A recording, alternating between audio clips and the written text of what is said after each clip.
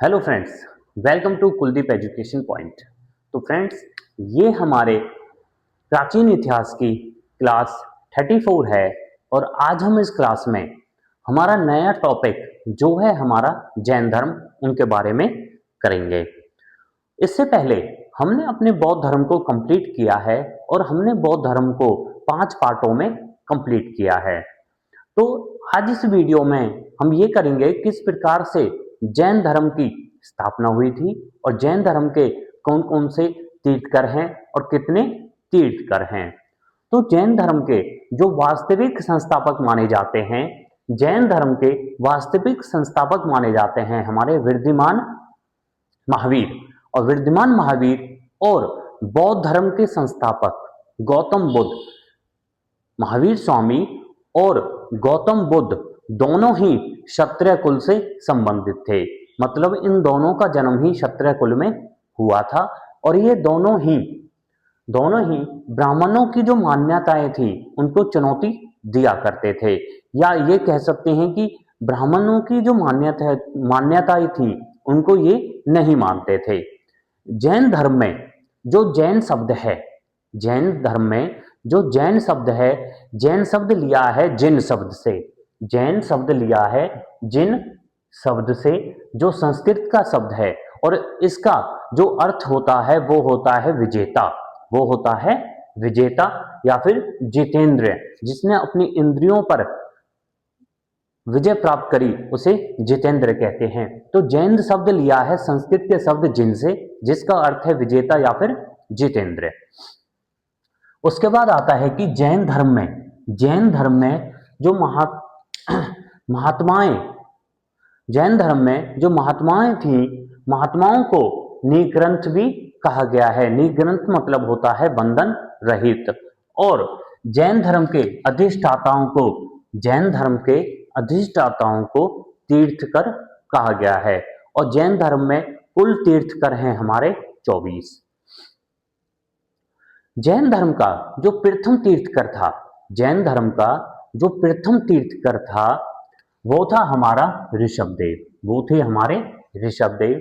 और ऋषभदेव को आदिनाथ या फिर वृषभनाथ भी कहा जाता है। ऋषभदेव के अन्य नाम हैं आदिनाथ या फिर वृषभनाथ, जो हमारे जैन धर्म के प्रथम तीर्थकर थे।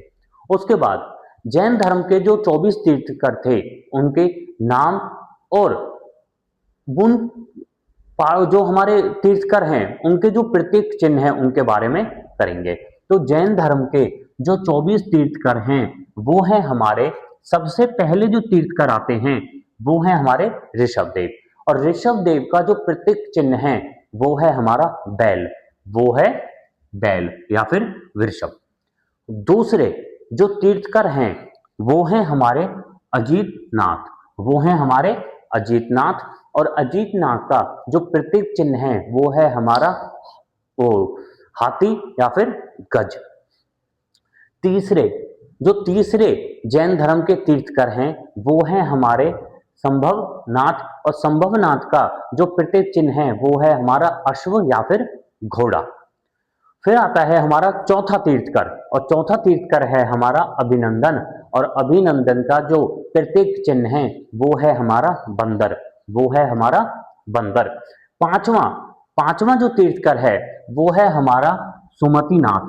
और सुमतिनाथ जो तीर्थकर हैं उनके जो प्रतीक चिन्ह है वो है हमारा क्रोच पक्षी। और क्रोच पक्षी को हंस भी कहा जाता है। जो हमारे छठे जो सिक्स्थ हमारा तीर्थकर है जैन धर्म का वो है हमारा पद्म प्रभु। और पद्म प्रभु का जो प्रतीक चिन्ह है वो है हमारा कमल, वो है हमारा कमल। फिर आते हैं हमारे सातवां तीर्थकर, और सातवां तीर्थकर है हमारा सुपर्शवनाथ, सुपर्शवनाथ। और सुपर्शवनाथ का जो प्रतीक चिन्ह है वो है हमारा स्वास्तिक, वो है हमारा स्वास्तिक। आठवां जो हमारा तीर्थकर है वो है हमारा चंद्र प्रभु, वो है हमारा चंद्र प्रभु। और चंद्र प्रभु का जो प्रतीक चिन्ह है वो है हमारा चंद्र या फिर चंद्रमा। नौवां जो हमारा तीर्थकर है वो है हमारा शांतिनाथ। वो है हमारा शांतिनाथ, और शांतिनाथ का जो प्रतीक चिन्ह है वो है हमारा मृग या फिर हिरण। हमारा जो 10वां तीर्थकर है जैन धर्म का, जो 10वां तीर्थकर है वो है हमारा पुष्पदंत, वो है पुष्पदंत। और पुष्पदंत का अन्य नाम है हमारा सुविधि नाथ, सुविधि नाथ। और पुष्पदंत या फिर सुविधि नाथ का जो प्रतीक चिन्ह है वो है हमारा मगरमच्छ, वो है हमारा मगरमच्छ। 11वां आता है हमारा शीतलनाथ। 11वां तीर्थकर है हमारा शीतलनाथ, और शीतलनाथ का जो प्रतीक चिन्ह है वो है हमारा श्रीवत्स, वो है हमारा श्रीवत्स। 12वां जो तीर्थकर है, 12वां तीर्थकर है हमारा श्रेयसनाथ। श्रेयसनाथ का जो प्रतीक चिन्ह है वो है हमारा गेंडा, वो है गेंडा। 13वां जो तीर्थकर है, 13वां तीर्थकर है हमारा वसु पूज्य, और वसु पूज्य का जो प्रतीक चिन्ह है वो है हमारा भैंसा, वो है हमारा भैंसा या फिर महिष। चौथा 14वां हमारा जो 14th तीर्थकर है, 14वां तीर्थकर है वो है हमारा विमलनाथ, और विमलनाथ का जो प्रतीक चिन्ह है वो है हमारा वरहा या फिर सुअर। हमारा जो 15वां तीर्थकर है, 15वां तीर्थकर है हमारा अनंतनाथ, और अनंतनाथ का जो प्रतीक चिन्ह है वो है हमारा बाज या फिर गरुड़ या फिर सही। 16वां 16वां तीर्थकर है हमारा धर्मनाथ, 16वां तीर्थकर है हमारा धर्मनाथ, और धर्मनाथ का जो प्रतीक चिन्ह है वो है हमारा वृज, वो है हमारा वृज। 17वां जो तीर्थकर है, 17वां तीर्थकर है हमारा कुंडुनाथ, कुंडुनाथ, और कुंडुनाथ का जो प्रतीक चिन्ह है वो है हमारा अज या फिर बकरी। फिर आता है 18वां, और 18वां जो तीर्थकर है वो है हमारा अरनाथ, और अरनाथ का जो प्रतीक चिन्ह है वो है हमारा मछली, वो है मछली। 19वां जो तीर्थकर है, 19वां तीर्थकर है हमारा मलिनाथ, और मलिनाथ का जो प्रतीक चिन्ह है वो है हमारा कलश, वो है हमारा कलश। 20वां 20वां जो हमारा तीर्थकर है वो है हमारे मुन्नु सुब्रतनाथ, और मुन्नु सुब्रतनाथ का जो प्रतीक चिन्ह है वो है हमारा कच्छप, कच्छप। 21वां जो हमारा 21वां तीर्थकर है वो है हमारा नमीनाथ, और नमीनाथ का जो प्रतीक चिन्ह है वो है हमारा नीलकमल। 22वां अरिष्ट नेमी, 22वां जो हमारा तीर्थकर है वो है हमारा अरिष्ट नेमी, और अरिष्ट नेमी का जो प्रतीक चिन्ह है वो है हमारा शंख। 23वां जो हमारा तीर्थकर है, 23वें तीर्थकर है हमारे पार्श्वनाथ, और पार्श्वनाथ का जो प्रतीक चिन्ह है वो है हमारा सर्प, वो है सर्प। 24वां जैन धर्म का जो अंतिम तीर्थकर हैं वो है हमारे महावीर स्वामी, और महावीर स्वामी का जो प्रतीक चिन्ह है वो है हमारा सिंह, वो है हमारा सिंह। तो ये थे हमारे जैन धर्म के 24 तीर्थकर, और उनके जो प्रतीक चिन्ह हैं, मतलब हर तीर्थकर का जो एक चिन्ह है वो चिन्ह हमने देखे हैं। उसके बाद आता है हमारा जो हमारे 22वें तीर्थकर हैं अरिस्टोनोमी, अरिस्टनेमी, अरिस्टनेमी जो हमारे 22वें तीर्थकर हैं, 22वें तीर्थकर अरिस्टनेमी को, अरिस्टनेमी का जो उल्लेख वो हमारे ऋषभदेव में, वो ऋग्वेद में मिलता है, और ऋग्वेद में वासुदेव कृष्ण का भाई बताया गया है। मतलब हमारे 22वें जो तीर्थकर हैं अरिस्टनेमी, अरिस्टनेमी का उल्लेख जो है वो ऋग्वेद में मिलता है, और ऋग्वेद में इन्हें वासुदेव कृष्ण का भाई बताया हुआ है। फिर आते हैं कि जैन धर्म, जैन धर्म के जो प्राचीनतम सिद्धांत, जैन धर्म के प्राचीनतम सिद्धांत दिए थे हमें 23वें तीर्थकर पार्श्वनाथ ने, और पार्श्वनाथ ने जो पार्श्वनाथ का जो जन्म हुआ था वो हमारा वाराणसी या फिर काशी में हुआ था। अब हम हमारे जो 23वें तीर्थकर हैं पार्श्वनाथ, पार्श्वनाथ के बारे में देखेंगे। पार्श्वनाथ ने हमारे 4 महावर्त दिए थे। वैसे तो जैन धर्म में 5 महावर्त हैं, परंतु इन 5 में से जो 4 महावर्त हैं वो दिए हैं हमें पार्श्वनाथ ने, और 5वां दिया है हमें महावीर स्वामी ने। 4 महावर्त है हमारे सत्य, अहिंसा, अपरिग्रह और अस्त्य, ये 4 दिए हैं हमें पार्श्वनाथ ने। उसके बाद पार्श्वनाथ का जो जन्म हुआ था, पार्श्वनाथ का जन्म हुआ था महावीर के जन्म से 250 वर्ष पहले, महावीर स्वामी के जन्म से 250 वर्ष पहले पार्श्वनाथ का जन्म हुआ था। और पार्श्वनाथ के जो पिता थे, पार्श्वनाथ के पिता थे आपके अश्वसेन, और अश्वसेन थे हमारे काशी के राजा, काशी के राजा अश्वसेन, जिनके पुत्र थे पार्श्वनाथ। उनकी माता, पार्श्वनाथ की माता का नाम था वामा देवी, और वामा देवी थी हमारी नरमन, नरमन की पुत्री, नरमन की पुत्री थी हमारी वामा देवी। उसके बाद आता है पार्श्वनाथ की पत्नी, और पार्श्वनाथ की पत्नी थी प्रभावती, और प्रभावती थी हमारी कुशस्थल की राजकुमारी। जो हमारा जैन धर्म है, जैन धर्म में जो जैन ग्रंथ लिखे हुए हैं, इन जैन ग्रंथों में पार्श्वनाथ को पुरुष अधिनियम भी कहा गया है, पुरुष अधिनियम भी कहा गया है पार्श्वनाथ को जैन धर्मों में।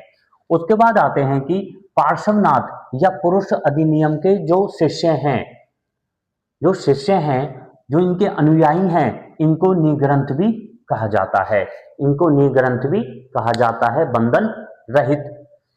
उसके बाद 30 वर्ष की उम्र में पार्श्वनाथ ने 30 वर्ष की उम्र में अपना गृह त्याग दिया था, मतलब 30 वर्ष की उम्र में इन्होंने अपना घर छोड़ दिया था। और 83 दिनों की घोर तपस्या के बाद, 83 दिनों की घोर तपस्या के बाद इन्हें समेध पर्वत पर, इन्हें समेध पर्वत पर जो हमारा झारखंड में है, वहां पर इन्हें ज्ञान प्राप्त हुआ था या मोक्ष प्राप्त हुआ था। दोबारा देखिए कि 30 वर्ष की उम्र में पार्श्वनाथ ने अपना घर छोड़ दिया था, और 83 वर्ष की घोर तपस्या के बाद समेध पर्वत जो हमारा झारखंड में है, वहां पर इन्हें ज्ञान प्राप्त हुआ था।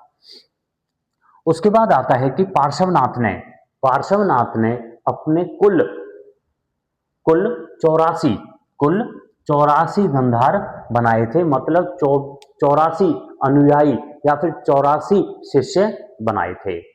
जो जैन धर्म की 5 महाव्रत हैं जो हमने अभी पढ़े थे, 5 जो हमारे महाव्रत हैं उनके क्या क्या मतलब होते हैं। तो हमारा जो पहला महाव्रत है वो है हमारा अहिंसा, वो है हमारा अहिंसा। और अहिंसा का मतलब है किसी की भी, मतलब जीव की हत्या ना करना, कोई भी लड़ाई नहीं करना जिसमें किसी जीव की हत्या हो जाए। दूसरा आता है सत्य, मतलब सदा सत्य बोलना। तीसरा आता है अपरिग्रह, अपरिग्रह मतलब होता है संपत्ति का लालच नहीं करना, या जो भौतिक दिखावा है उसका लालच नहीं करना। फिर आता है हमारा चौथा अस्त्य, अस्त्य का मतलब होता है चोरी ना करना, चोरी ना करना। तो ये जो हमारे 4 हैं, ये जो हमारे 4 महाव्रत हैं, ये 4 महाव्रत दिए थे हमें पार्श्वनाथ ने।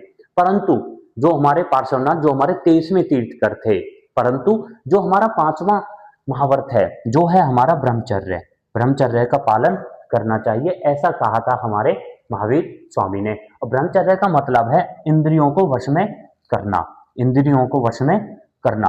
तो हमारे 4 जो महाव्रत हैं वो तो दिए हैं हमारे पार्श्वनाथ ने, परंतु ये जो हमारा 5वां महाव्रत है ये दिया है हमें हमारे 24वें तीर्थकर महावीर स्वामी ने। उसके बाद आते हैं कि जैन धर्म के त्रिरत्न, जैन धर्म के त्रिरत्न, जिस प्रकार से बौद्ध धर्म के त्रिरत्न थे हमारे, जैसे बौद्ध, संघ या फिर धम्म, उसी प्रकार से जैन धर्म में भी 3 रत्न हैं। जैसे सम्यक दर्शन, जो हमारा पहला रत्न है वो है हमारा सम्यक दर्शन, और सम्यक दर्शन का मतलब होता है वास्तविक ज्ञान, वास्तविक ज्ञान, की मनुष्य को वास्तविक ज्ञान होना चाहिए। उसके बाद आता है हमारा दूसरा रत्न जो है हमारा सम्यक ज्ञान, इसका मतलब है सत्य में विश्वास करना, सत्य में विश्वास करना। तीसरा जो है हमारा वो है हमारा सम्यक आचरण, सम्यक आचरण मतलब सांसारिक विषयों से उत्पन्न सुख दुख के प्रति संभाव करना, मतलब जो सांसारिक विषयों से जो सुख और दुख उत्पन्न होता है उसके प्रति संभाव करना। तो ये थे हमारे जैन धर्म के 3 रत्न। उसके बाद आता है कि जैन धर्म में जो ज्ञान दिए हुए हैं, जैन धर्म में जो ज्ञान दिए हुए हैं वो हैं हमारे, सबसे पहले आता है मति, और मति का अर्थ है इंद्रिय जनित ज्ञान, इंद्रिय जनित ज्ञान। दूसरा आता है हमारा श्रुति, और श्रुति का मतलब है श्रवण ज्ञान। श्रुति का मतलब है श्रवण ज्ञान। तीसरा आता है हमारा अवधि, और अवधि का मतलब है दिव्य ज्ञान। अवधि का मतलब है दिव्य ज्ञान।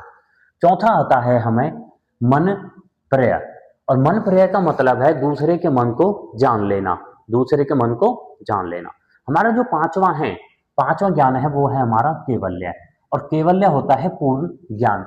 जब महावीर स्वामी को पूर्व ज्ञान की प्राप्ति हो गई थी तो उन्हें केवल्य के नाम से भी जानने लगे थे। तो ये हैं हमारे 5 प्रकार के ज्ञान जो जैन धर्म में दिए हुए हैं। उसके बाद आता है कि जैन साहित्य। जैन साहित्य को आगम भी कहा जाता है, जैन साहित्य को आगम भी कहा जाता है। और जैन साहित्य में हमारी कौन कौन सी चीजें हैं, जैसे इसमें हमारे 12 अंग हैं। जैन साहित्य में 12 अंग हैं। जैन साहित्य में 6 छेद सूत्र हैं। जैन साहित्य में 4 मूल सूत्र हैं। जैन साहित्य में 1 अनुयोग द्वार है। जैन साहित्य में 12 उपांग हैं, 12 उपांग हैं। बौद्ध धर्म में 3 उपांग थे, जैन धर्म में 12 उपांग हैं। जैन धर्म में 10 पीठकरण हैं, और जैन धर्म में 1 नंदी सूत्र भी है। इन सबको हम जैन धर्म में जब साहित्य करवाएंगे तो उसमें डिटेल में करेंगे। उसके बाद आता है कि जैन धर्म के अनुयायी, जिस प्रकार से कुछ शासकों ने बौद्ध धर्म के अनुयायी बने थे, उसी प्रकार से कुछ शासक जैन धर्म के भी अनुयायी बने थे, उन्होंने जैन धर्म को भी अपनाया था। और कुछ ऐसे भी शासक थे जो दोनों धर्म को माना करते थे। तो जैन धर्म के जो अनुयायी हैं, जो हमारे चंद्रगुप्त मौर्य, जिसने मौर्य वंश की स्थापना करी थी, या मौर्य वंश का जो संस्थापक था चंद्रगुप्त मौर्य, इन्होंने जैन धर्म अपनाया था। और इन्होंने जैन धर्म अपनाया था भद्रबाहु के कहने पर। भद्रबाहु के कहने पर इन्होंने जैन धर्म अपनाया था। उसके बाद आता है खारवेल, और खारवेल ने अपने हाथी गुफा अभिलेख में, खारवेल शासक ने हाथी गुफा अभिलेख में जैन धर्म का समर्थन किया है। उसके बाद आता है कुमार गुप्त, गुप्त वंश का शासक कुमार गुप्त ने भी जैन धर्म अपनाया था। फिर आता है समुद्र गुप्त, समुद्र गुप्त। फिर आता है अमोघ वर्ष, फिर आता है अमोघ वर्ष शासक। उसके बाद है हमारा गंगा वंश, गंगा वंश के कुछ राजाओं ने या कुछ शासकों ने जैन धर्म अपनाया था। फिर आता है बिंबिसार, बिंबिसार ने भी जैन धर्म अपनाया था। फिर आता है उद्यन, फिर आता है प्रदोत, चंद्र प्रदोत। फिर आता है सतानिक, सतानिक। फिर आता है हमारा मखली गोशाल, और मखली, मखली गोशाल जो था, मखली गोशाल था महावीर स्वामी का प्रथम सहयोगी, महावीर स्वामी का प्रथम सहयोगी था मखली गोशाल, जिन्होंने जैन धर्म के अनुयायी बने थे। उसके बाद कुछ सातवंश, जो हमारा सातवाहन वंश है, सातवाहन वंश के कुछ राजाओं ने भी जैन धर्म को अपनाया था। कंदब, कंदम वंश के राजाओं ने भी जैन धर्म अपनाया था। चोल वंश, चोल वंश के कुछ राजाओं ने भी जैन धर्म अपनाया था। पांडव, पांड्य वंश के राजाओं ने भी जैन धर्म अपनाया था। तो फ्रेंड्स, ये हमारे जैन धर्म की क्लास 34 थी, और ये हमारे जैन धर्म का पार्ट 1 था, जिसमें हमने जैन धर्म की शुरुआत कैसे हुई थी, जैन धर्म के 24 तीर्थकर कौन कौन से थे, हमने हमारे 23वें तीर्थकर पार्श्वनाथ के बारे में पढ़ा था, और हमारे जो 5 महावर्त हैं उनके बारे में पढ़ा है। हमने जैन धर्म के त्रिरत्न, जैन धर्म के ज्ञान, और जैन धर्म को कौन कौन से शासकों ने अपनाया था, या कौन कौन से शासक जैन धर्म के अनुयायी बने थे, उसके बारे में पढ़ा है। Thank you.